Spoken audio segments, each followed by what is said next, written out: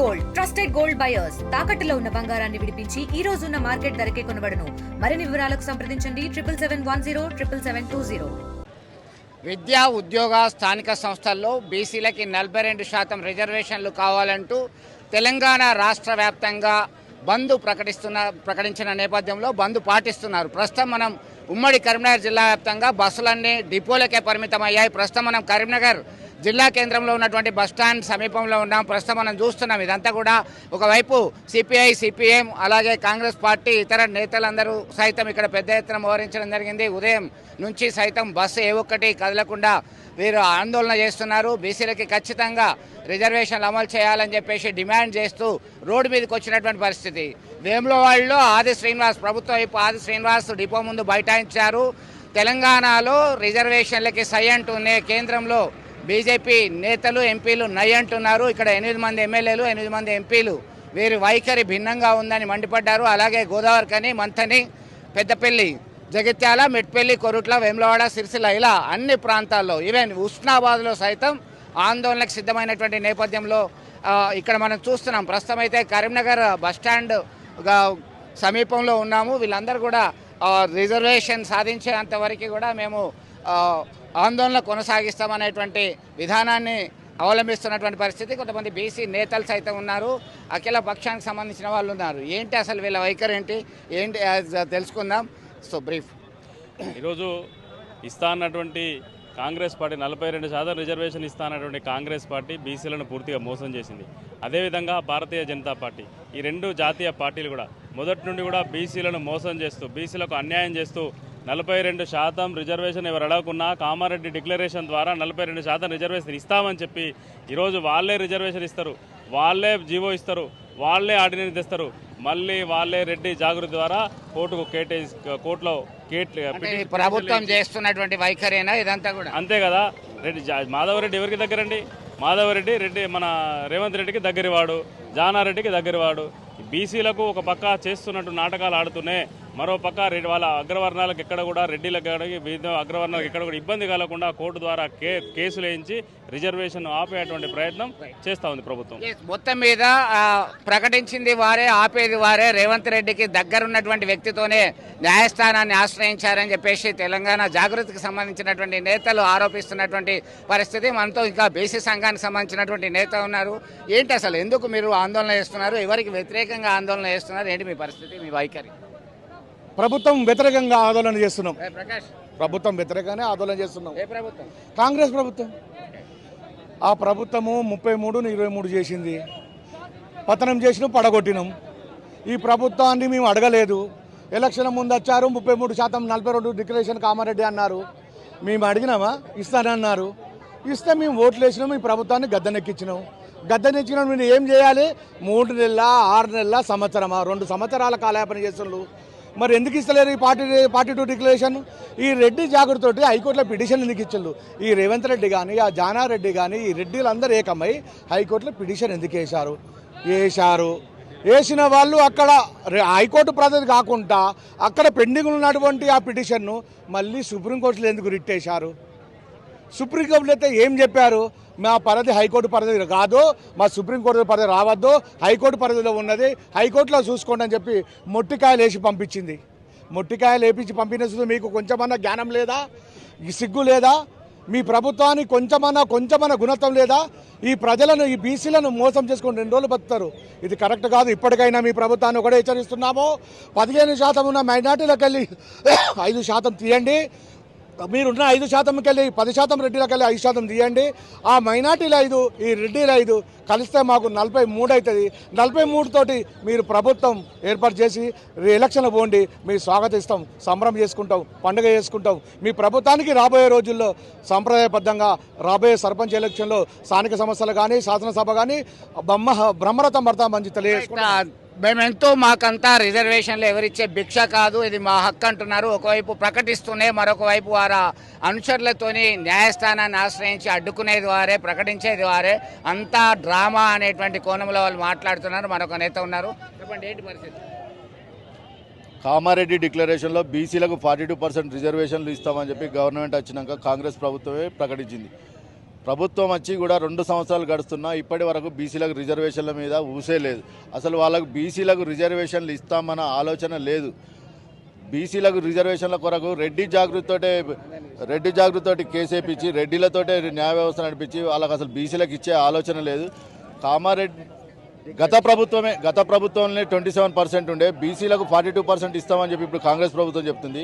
దానిలో 10% మైనార్టీలను కలుపుకొని 42% అంటే బీసీలకు బిచ్చం వేసినట్లుగా 5% అంటే వాళ్ళు ఇచ్చేది 5% పెంచుతారు. గత ప్రభుత్వం కూడా 34% ఇవ్వాలని చెప్పి కోర్టుకు పోయారు. అదే పెండింగ్లు ఉండగా వీళ్ళు ఇప్పుడు 42% కొరకు కోర్టు కూడా ఎంతవరకు సమంజసం? మీరు చెప్పండి, ఎట్లా చూడొచ్చు? మీరు బీసీ సంక్షేమం కోసం గత కొన్ని సంవత్సరాల నుంచి పోరాటం చేస్తున్నారు, ఏంటి పరిస్థితి? ఇప్పుడు ఈ రిజర్వేషన్లు అనేటివి కూడా అన్ని రాజకీయ పార్టీలు, ఇటు కాంగ్రెస్ కానీ బీజేపీ కానీ డ్రామాలు ఆడుతున్నవి. బీసీలకు మభ్యపెట్టుకుంటూ ఇటు కాంగ్రెస్ ఇచ్చినట్టు ఇచ్చేసి వాళ్ళ కులానికి సంబంధించిన ఒక రెడ్డి జాగృతి నాయకులతో వేసింది. ఒకవేళ బీజేపీ ప్రభుత్వం కూడా ఏమంటుందంటే ఇలా ముస్లిం రిజర్వేషన్లే కనుక మేము మద్దతు ఇవ్వమంటుంది. కాబట్టి ఇవన్నీ కూడా 2 రకాలుగా 2 పార్టీలు కూడా ఇట్లా బీసీల మభ్యపెట్టుకుంటూ బీసీల ఓట్ల కోసమే మాత్రమే చేస్తున్నాయని చెప్పి మేము స్పష్టంగా తెలియజేస్తున్నాం. మొత్తం మీద బీసీల ఓట్లు దండుకోవడానికి మాత్రమే ఇలా కేంద్ర రాష్ట్ర ప్రభుత్వాలు ప్రకటిస్తున్నాయని చెప్పడం జరుగుతుంది. మరొక వైపు వామపక్ష నేతలు అలాగే కాంగ్రెస్ పార్టీకి చెందినటువంటి వాళ్ళు సైతం ఒక ఆందోళనకి సిద్ధమైనటువంటి నేపథ్యం ప్రస్తుతం మనం చూస్తున్నాం. ఇక్కడంతా కూడా సిపిఐ, సిపిఎం అలాగే ఫార్వర్డ్ బ్లాక్ ఆధ్వర్యంలో సైతం లెఫ్ట్ పార్టీస్ అందరూ కూడా ఆందోళన చేస్తున్నటువంటి పరిస్థితి.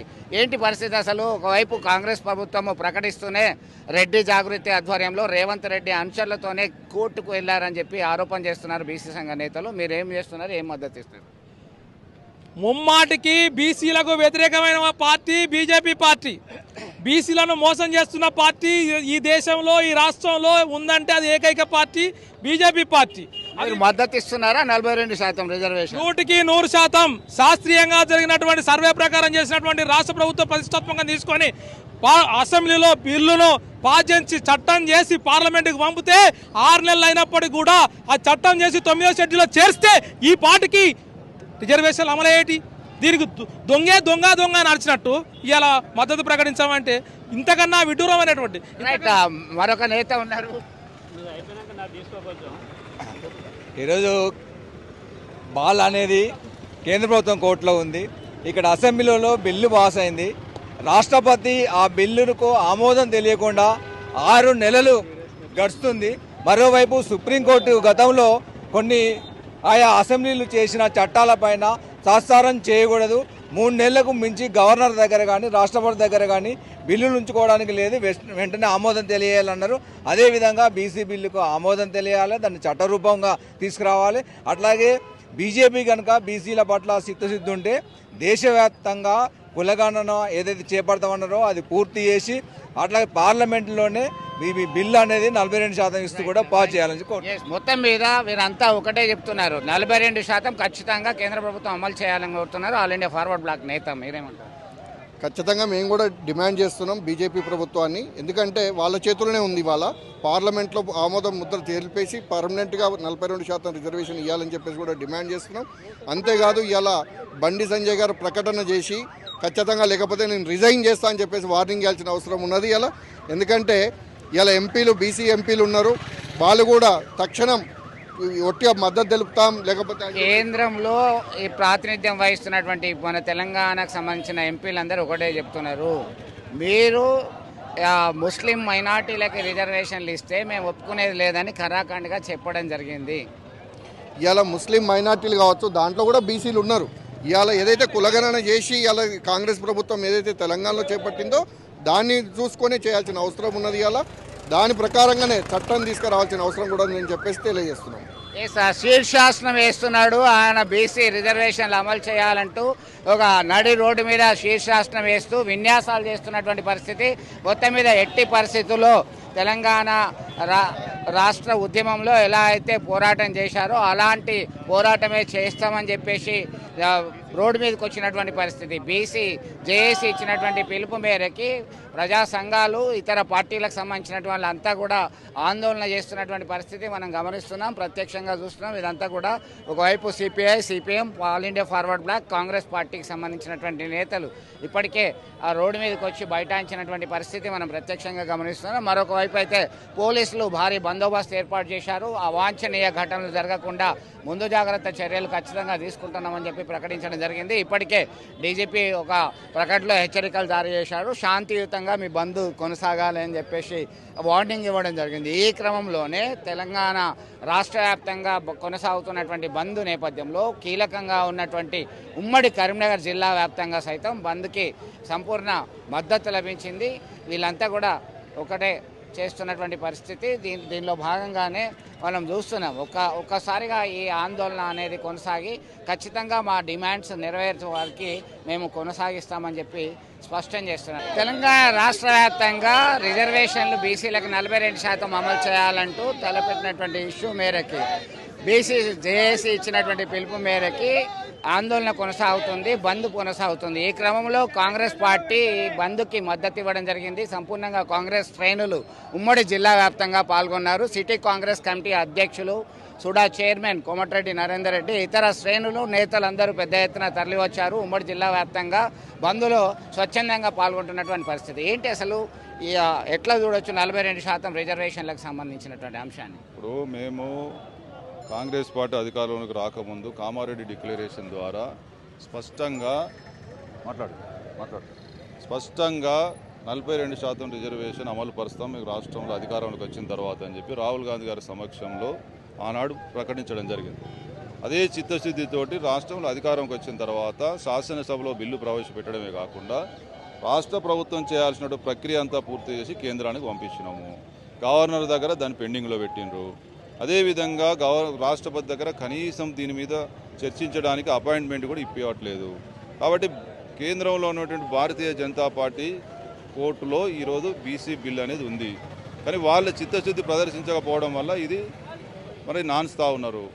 దీన్ని మరి పూర్తి స్థాయిలో భారతీయ జనతా పార్టీ అడ్డుకుంటూ ప్రజలను తప్పుదోవ పట్టించే ప్రయత్నం చేస్తూ ఒకటే బీసీ సంఘాల జేఏసీ నేతలు ఒకటే చెప్తున్నారు, ఒక ఆరోపణ చేస్తున్నారు. రేవంత్ రెడ్డి అనుచరుడే మాధవరెడ్డితోని న్యాయస్థానంలో రిట్ వేయించారు, అంటే ఇచ్చింది వాళ్ళే, గిచ్చింది వాళ్ళే, అడ్డుకునేది వాళ్ళే అని చెప్పేసి ప్రధాన ఆరోపణ చేస్తున్నారు. ఇప్పుడు నిజమైన బీసీ సంఘాలు కావచ్చు, లేకపోతే బీసీ అవగాహన ఉన్న బీసీ సంఘాలు ఎవరు కూడా దీని మీద అట్లా మాట్లాడరు. ఈ బీజేపీ నాయకులే కొంతమందితోటి ఇట్లా మాట్లాడిస్తూ ఉన్నారు. వాళ్ళు చేసేటువంటి కుటిల ప్రయత్నము, కుట్రలో భాగంగా ఇవన్నీ జరుగుతూ ఉన్నాయి. ఇలా ఒకవేళ కనుక రిజర్వేషన్ మీద రేవంత్ రెడ్డి గారికి చిత్తశుద్ధి లేకపోతే ఎవరు అడిగిండండి? బీసీ సంఘాలంతా వచ్చి మీరు తొందరగా పెట్టండి 42% రిజర్వేషన్ రేవంత్ రెడ్డి గారి దగ్గర అడిగినరా? మేము ఇచ్చిన మాట ప్రకారం, మేము ఏదైతే ప్రజలకు ఇచ్చిన మాట ప్రకారం దాన్ని చిత్తశుద్ధి అమలు చేయడానికి ముందుకెళ్తూ ఉంటే మీరే వేసిండ్రు, మీరే ఆపినంటే మేము వేయడానికి మేము దీన్ని నాన్చుకుంటూ పోతా ఉంటే మమ్మల్ని వచ్చి ధర్నాలు చేసిండ్రా, లేకపోతే బంధులు ప్రకటించిండ్రా? కాంగ్రెస్ పార్టీ అధికారంలోకి వచ్చిన తర్వాత బీసీ సంఘాలు ఏమన్నా వచ్చి మీరు ఎందుకు చేస్తలేని అడిగినరా? మేమే దాన్ని ముందట చేసినాము. మేము ఇచ్చిన మాట ప్రజలకు అమలు పరచాలని చెప్పి చిత్తశుద్ధితో రేవంత్ రెడ్డి ప్రభుత్వం ముందుకెళ్తూ ఉంటే ప్రశంసించాల్సింది పోయి కొంతమంది బీజేపీ నాయకులు ఇటువంటి నాయకులను తయారు చేసి వాళ్ళను మా మీద వదులుతూ ఉన్నారు. ప్రజలు అన్ని గమనిస్తూ ఉన్నారు. బీజేపీ కేంద్రంలో వారి చిత్తశుద్ధిని కనుక ప్రదర్శిస్తే ఖచ్చితంగా రాష్ట్ర ప్రజలకు 42% రిజర్వేషన్ వస్తుంది. దీనికి దోషులు వారులే. వారి యొక్క నిజస్వరూపాన్ని ఇలా బయట పెట్టడానికే ఈరోజు మేము బంద్లో పాల్గొంటా ఉన్నాం. కామారెడ్డి డిక్లరేషన్లో 42% రిజర్వేషన్లు అమలు చేస్తామని ప్రకటించాము, ఖచ్చితంగా అమలు చేస్తున్నాం. దీనిలో ప్రధానమైనటువంటి దోషి భారతీయ జనతా పార్టీ అని ఆయన సిటీ కాంగ్రెస్ కమిటీ అధ్యక్షులు చెప్తున్నటువంటి పరిస్థితి. మొత్తం మీద ఉమ్మడి కరీంనగర్ జిల్లా వ్యాప్తంగా బంద్ అయితే ప్రశాంతంగా సంపూర్ణంగా కొనసాగుతున్నటువంటి పరిస్థితి గమనించవచ్చు. వీడియో జర్నలిస్ట్ సుమంత్తో కలిసి చంద్రశేఖర్, RTV కరీంనగర్ నుండి. తెలుగులో న్యూస్ కి ఫాస్టెస్ట్ యాప్ ఇప్పుడు టోటలీ న్యూ అవతార్లో జస్ట్ 5 seconds లో కంప్లీట్ న్యూస్. సోషల్ మీడియాలో ట్రెండ్స్ కి one stop solution. Live TV app voice search option తో ఇప్పుడే డౌన్లోడ్ చేయండి లేదా అప్డేట్ అయిపోండి. యాప్ లింక్ డిస్క్రిప్షన్ లో ఉంది.